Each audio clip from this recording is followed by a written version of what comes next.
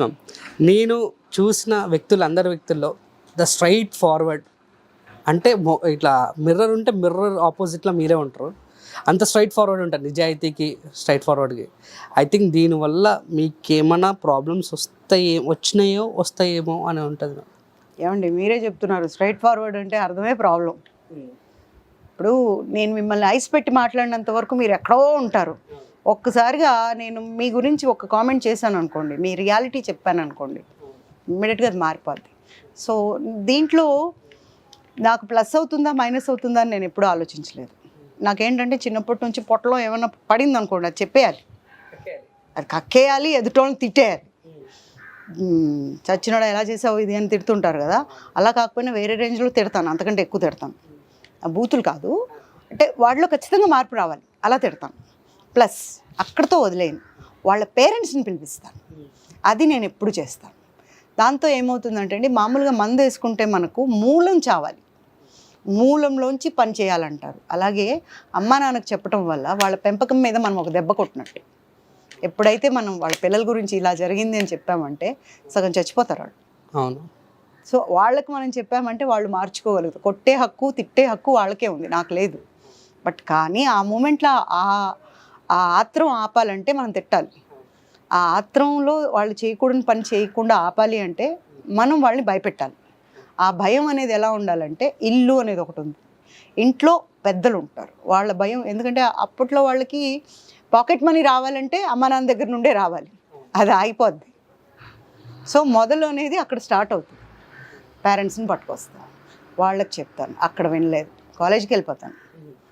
కాలేజ్కి వెళ్ళి ప్రిన్సిపల్తో మాట్లాడి వీళ్ళ మీద కన్ను పెట్టండి అంటాను. Actually I'm a lead India link programme directors.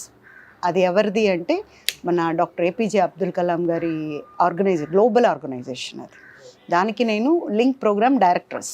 అంటే 3 రోజులు చెడిపోయిన పిల్లలు కానీ, కాలేజీలు కానీ, స్కూల్స్ కానీ తీసుకుని ఒక కరికులం సెంటర్ పెడతాం, యాక్టివిటీ పెట్టి ఆ ప్రోగ్రాంలో ఆప్ బడో దేశ్ కు బడావో అని ఒక ప్రోగ్రాం చేస్తాం. మీరు ఎదిగండి దేశాన్ని ఎదిగించండి. రెండో రోజు నా సెషన్ ఉంటుంది. ఫస్ట్ రోజంతా వినలేదు, ఇంట్రెస్ట్ లేదన్నా, సెకండ్ డే మధ్యాహ్నం భోజనం అయిన తర్వాత 8 కావచ్చు 10 కావచ్చు 2 గంటల నుంచి ఉంటుంది, ఒక 2 గంటల సెషన్ ఉంటుంది. దాని తర్వాత ఈవెన్ 80 ఏళ్ళు ఉన్న ముసలి వాళ్ళు కూడా మారిపోతారు. అంత మంచి ఆయన ఎలా జీవం పోసారో దానికి. అబ్దుల్ కలాం గారు 8 ఏళ్ళు కష్టపడి ఒక కరికులం తయారు చేశారు. సో అది నా చేతిలో ఉంది. సో ఎవరైనా ఒకరికి దారి తప్పారు అంటే ఫస్ట్ నాకు ఆ కరికులం గుర్తొచ్చేస్తుంది, ఏ పాయింట్ యూస్ చేయాలి. సో అలా వదలను అనమాట, ఏది అంత తొందరగా వదిలిపెట్టను. అంత అగ్రెసివ్గా కనిపించనేమో కానీ, బట్ ఒకటి జరిగింది అంటే మాత్రం బ్రెయిన్లో కూర్చోండి. అది అర్ధరాత్రిలో అయినా సరే, పగలైనా సరే, లేదా ఈ టైంలో ఎవరైనా ఇలా అనుకుంటారా, అసలు ఇలా కష్టపడతారా అన్నా సరే నేను కష్టపడతాను. Yeah, coming to industry. So madam, చాలా ఇయర్స్ అయిపోయింది మీ ఇంటర్వ్యూస్ కానీ, సీరియల్స్లో, షూటింగ్స్లో అండ్ మూవీస్లో అలా కనిపిస్తున్నారు. ఎనీ సీరియస్గా ఫోకస్ చేయట్లేదా ఎప్పుడు మూవీస్లో? యాక్చువల్గా నా లైఫ్ గురించి అందరికీ తెలుసు. నాకు అంటే ఏ ఆడపిల్లకి కూడా జరగకూడదు, నాకు జరిగింది అని నేను చెప్పట్లేదు, అలా ఏ ఆడపిల్లకి జరగకూడదు. అలాంటి ఒక ఇన్సిడెంట్ నాకు జరిగింది. భర్త అనే ఒక దీంట్లో వాళ్ళు అటువైపు వాళ్ళు సిట్టింగ్ గవర్నమెంట్లో ఉన్నవాళ్ళు కాబట్టి నా మీద ఇన్ఫ్లుయెన్స్ చేయగలిగారు అన్ని విషయాల్లో కూడా, ఒక దాంట్లో అని కాదు అన్నిట్లో. కాకపోతే ఇక్కడ తీసుకోవాల్సిన పాయింట్ ఏంటంటే అండి, ఏది వచ్చినా సరే నాలో ఉన్న నమ్మకం చావకూడదు, ఆత్మస్థైర్యం అనేది చావకూడదు. దేనికైనా రెడీ, సై నేను ఎప్పుడూ అలాగే ఉంటాను. అంత పెద్దవాళ్ళు, ఒక ఐఏఎస్, ఒక ఐపీఎస్, ఒక ఎంపీ, ఒక డీజీపీ, ఈ నలుగురిని ఒక అంటే సినిమా వాళ్ళకి వచ్చిన తర్వాత సినిమాలో కూడా ఒక మూమెంట్కి వచ్చాక నన్ను తొక్కేశారు. ఎందుకంటే నేను మింగుడు పడని వ్యక్తిని, అడ్జస్ట్ అవ్వను. నేను ఎలా ఉంటే అలాగే ఉంటాను. నేను నచ్చిన వాళ్ళు యాక్టర్గా నన్ను చాలామంది అబ్బా ఇలాంటి ఆర్టిస్ట్ లేదు అంటారు, బట్ నాకు అవకాశాలు ఉండవు. ఒకటి నన్ను భరించలేరేమో, నేను కరెక్ట్గా ఉంటాను, ఇంత అంటే ఇంతే, తగను.